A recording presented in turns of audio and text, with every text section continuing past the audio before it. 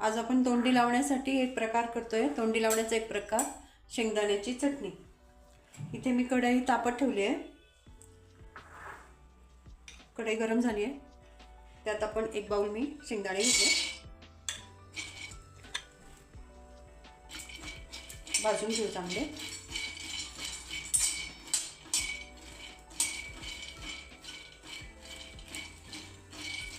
तांबूस रंग होईपर्यंत छान भाजून घेऊ। तुम्ही बघू शकता इथे दाणे आपले भाजून झालेले आहेत। गॅस मी आता बंद करते। हे थोडे थंड झाले की आपण त्यांची सालं काढून घेऊयात। इथे मी दाण्याची सालं काढून घेतलेली आहे। आता आपण मिक्सरला घालू।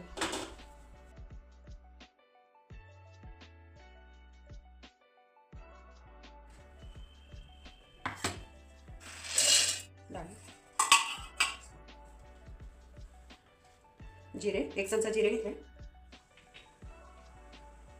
7-8 लसणाच्या पाकळ्या, 1 चमचा मी काश्मीरी लाल मिरची पावडर घेतली आहे रंगासाठी, आणि एक आपलं नेहमीचं तिखट घेतलंय 1 चमचा, चवीप्रमाणे मीठ।